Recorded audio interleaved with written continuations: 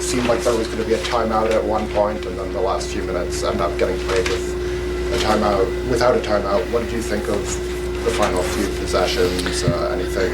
I thought that all of their post-ups when they were double teaming, I thought that they were doing a good job of cutting there and finding open people. So that part was really good. Again, Bi, he had an ISO against their 5-man. I thought that we got to the spot where we wanted, to the rim. Now, was that a foul? Was that not a foul? That's not very important. We missed that layup, but those are the shots that we are willing to live with. So similar to a situation like we had with Indiana, not calling timeout and trusting him in that situation. We're going to continue trusting him in those situations. Can you ask him to be, or does he need to be a little faster when a little more help comes his way when he has the ball and there's like a second man helping with his decision making, whether like getting off the ball? I mean, I thought that he did with 7 assists tonight. I thought that he passed the ball really well. Some of those situations, we as a team, we put him in a tough situation, but the clock is already running down. So we gotta trust the team. Tonight we had 39 assists. We did move the ball as a team.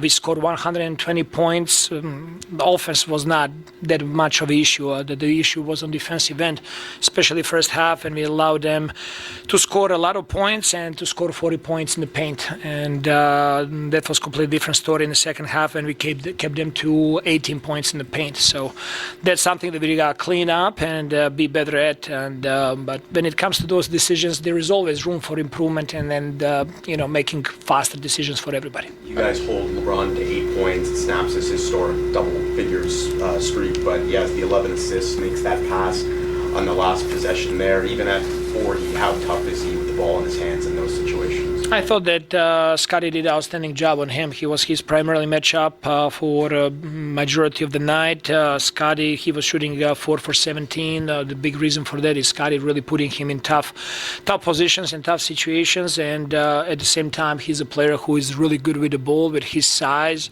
with his understanding of the game. He just sees the floor really, really well.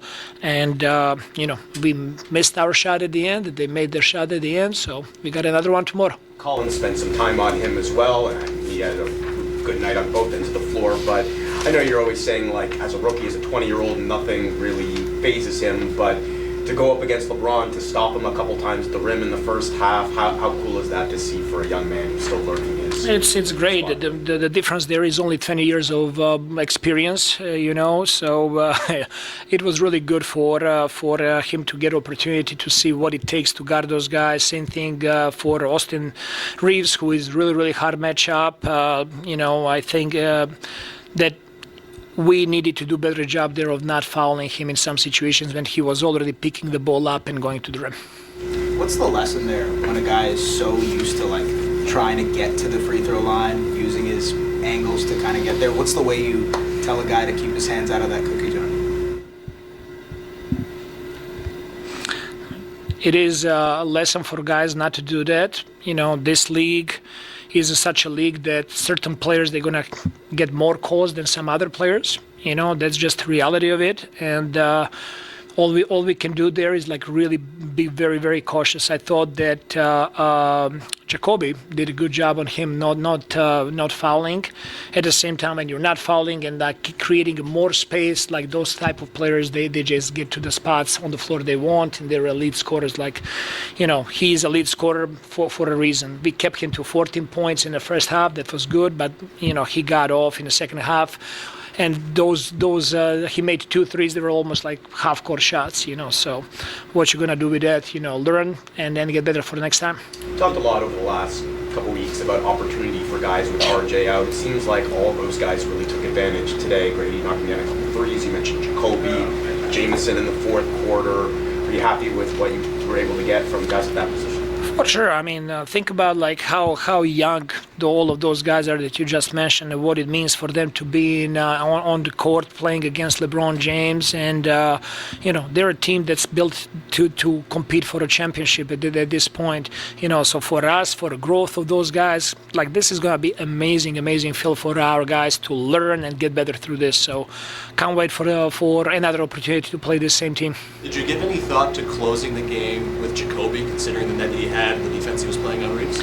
Yes, but at the same time, Jamal was doing a really good job there as well, and Jamal was helping us to get organized on offensive side of the ball and allowing quickly to space the floor more. So those are always tough decisions. Both of them, they deserve to finish the game today.